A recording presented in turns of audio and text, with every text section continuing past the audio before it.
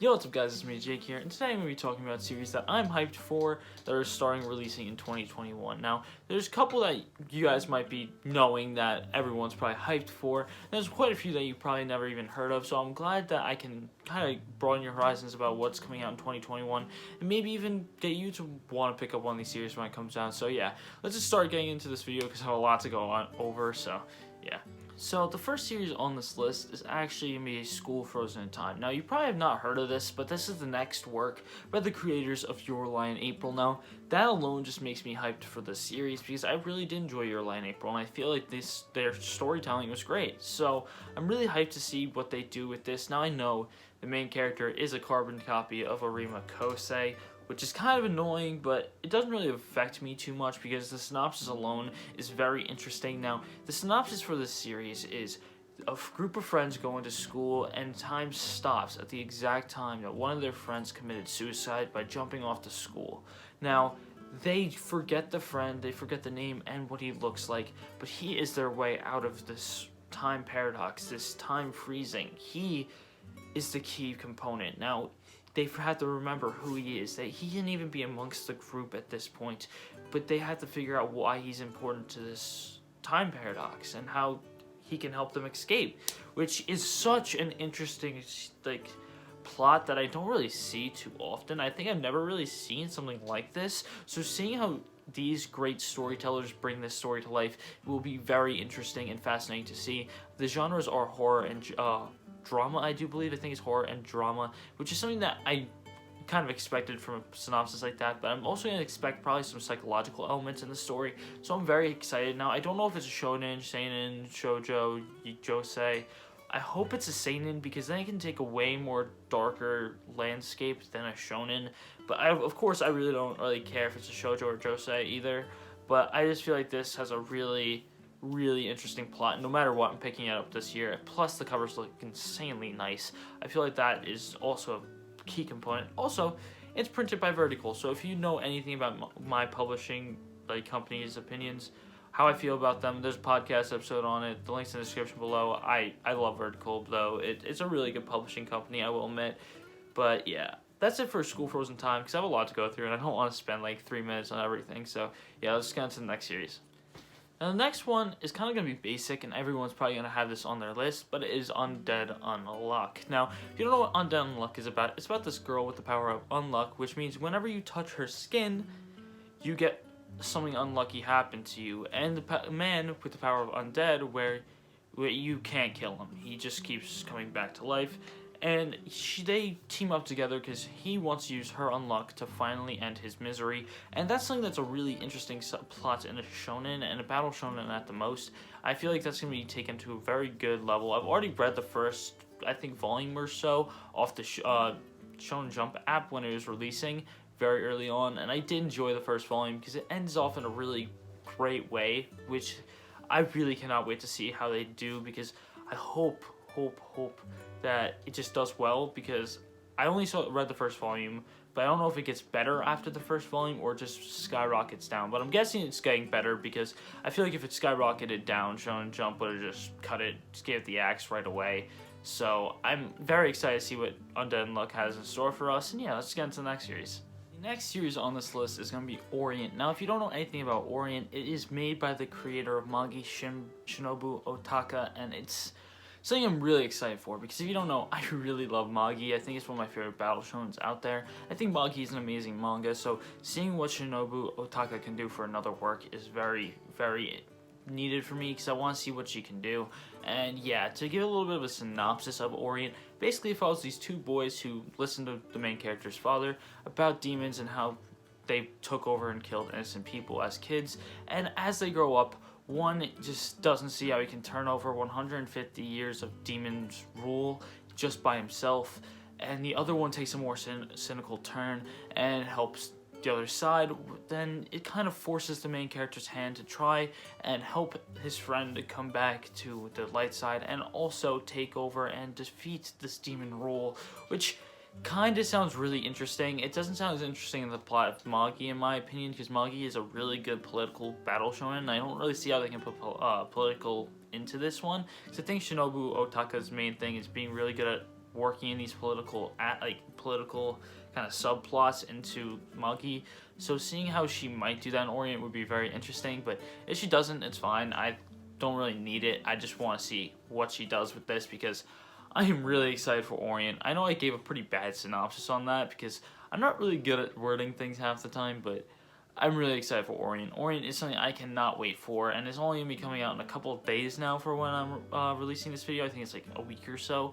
So I'm excited to get this first volume, and when I do, I'll probably even make a first impressions review because I love Shinobu Otaka and I love Muggy, so I cannot wait. And this also has an anime adaptation already confirmed, so Muggy Season 3.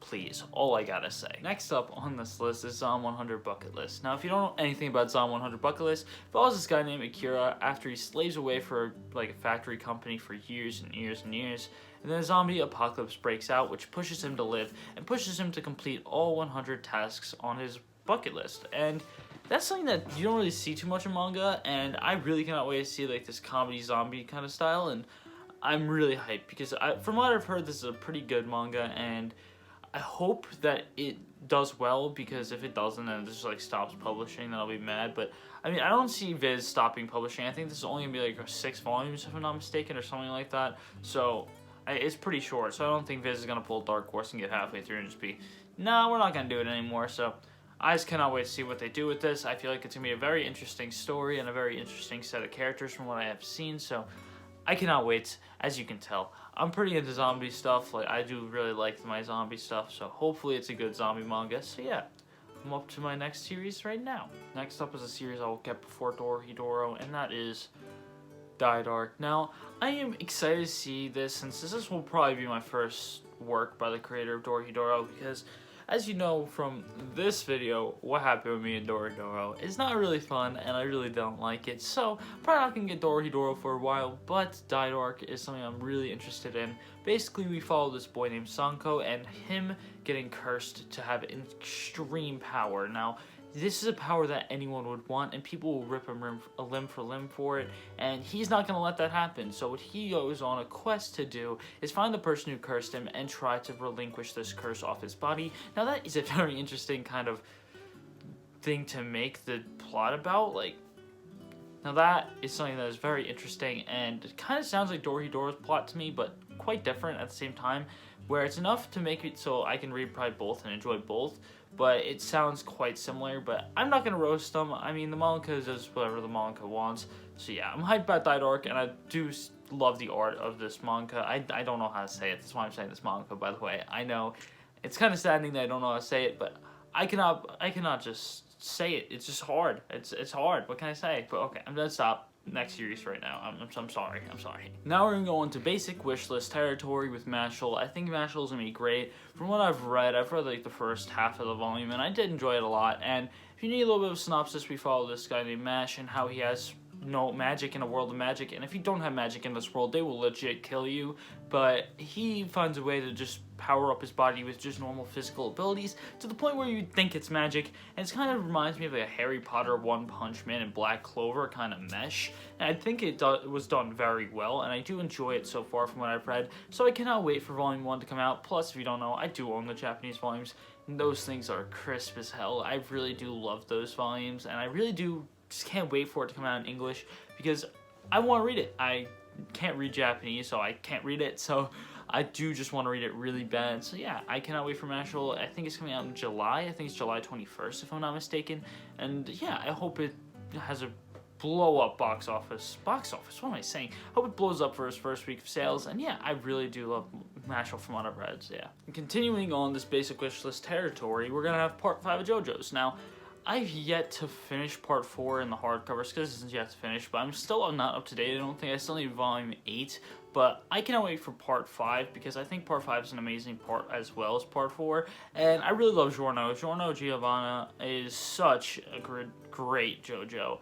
I watched the anime for this. I have not yet read the manga because I'm waiting for it to get published, but I cannot wait. I hope they do like a white and gold kind of hardcover, or if you know what a flying nimbus is from Dragon Ball, I hope they do that instead of the diamonds with gold. And that would just look really nice because there's a lot of things they can do for Golden Wind, okay? There's a lot of things they can do for Golden Wind, and I just hope they do it well and don't make the hardcovers look whack, because if they do, I'm gonna be just so mad at Viz because they had so much potential with making these Golden Wind hardcovers fire, but if they don't, I'm gonna be so pissed.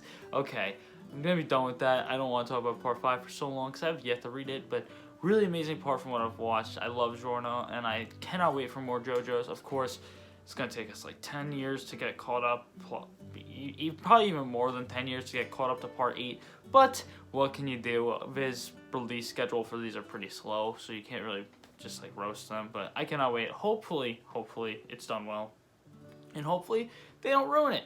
That's all I gotta say.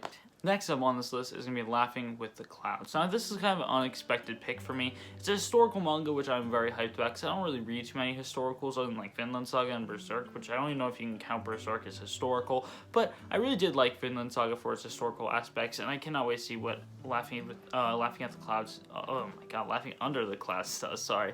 And basically, the story goes, there's these 3 brothers during the end of the samurai era where swords have been outlawed to stop rising crime rates, and these 3 brothers are carrying these 3 prisoners, or more prisoners, I don't know the exact number, to this impenetrable prison, and they are faced with a destiny that they have not expected. And I think there's also demons in this story as well. I don't know much about it, but I hope this is done well because it sounds like something I will really enjoy. I really enjoy kind of these like samurai era kind of stories from what I have read. And of course I say I haven't read too many, but I've read quite a few samurai stories. Like, I don't know if you can count Demon Slayer. I've read that. I've read Rurouni Kenshin. I've read quite a few samurai stories. So I'm very excited to see how this is taken and what they're going to do to fight if swords have been outlawed. Of course, the main characters might have swords because they kind of are like prisoner transporters, so I would expect them to have swords, but I don't know, and that's a very interesting aspect that I don't know about. So hopefully it's done well, and hopefully it's a great manga, because I'm going to be picking up volume 1. If I don't like it, that's going to be very depressing because I'm very hyped about this. But yeah, on to the next series. Next series is by Naoki Urasawa, and that is Asadora. Now, I don't know much about Asadora, but I've heard it's one of his better works. Now, I don't think it's up there with like 20th Century Boys, Monster, Billy Bat, but I've heard it's a decent work of his, and that's pretty interesting. And it follows this girl who's been kidnapped, and then like I don't know if it's an earthquake or a tsunami hits, and basically her and her kidnapper have to find a way to survive during this hard time. And that's something that's kind of an interesting plot, because it's quite a dark plot, and then it's quite a wholesome plot at the same time, because yes, she did get kidnapped, which is a dark plot, but how they're working together is kind of wholesome, and I feel like that can be taken to very different routes. It can be taken 2 different ways, so I hope that it's done well. But since it's made by Naoki Urasawa, I'm guessing the story's gonna be really good, so I'm hoping it doesn't just not live up to expectations, since I have pretty high expectations from this. Now, I don't know if it is going to be one of his better works or not. I've just heard from a couple people that it is one of his better works, so hopefully it is, and hopefully it doesn't just die because the expectations were so high. So, but I will say the volumes look sick. The volumes look insanely nice, and they are Viz Sigs, so you can't really go wrong with Viz Sigs. So yeah, now on to the next series. And next up on this list, and final series on this list, is going to be Can't Stop Cursing You. Now, Can't Stop Cursing You follows this man who is a detective trying to track down devils who make contracts with people to help them gain powers to curse other people to death. And this detective is trying to catch the devils before they make the contracts, and also have like a psychological battle with them at the process of doing this, which is something that's very interesting for me, because if you don't know, I'm in love with psychological stuff. Psychological stuff is insane, but I hope this is done very well, because psychological stuff can either go this way or it can just go to trash. So, I mean, I hope it's done well, because if it's done well, I feel like this plot is a very good plot for a psychological series that can be taken to the next level, and I cannot wait to see how they do it, because I love devil stories, I love demon stories, and I love psychological, so mixing the 2 just sounds like great for me. It sounds like just mixing up the best things to make something even better. Or it'd be like when you mix up 2 things you like and it ends up with something you hate. So, like milk and eggs into making mayo. It doesn't sound good, but that's it for today's video. I hope you guys enjoyed, and if you did, please hit that like and subscribe button. And if you want to hear Weebs talking about Weeb stuff, follow the podcast. The links are in the description below, as well as my co-host. And yeah, I hope you guys enjoy it, and I hope I see you guys next time. Peace!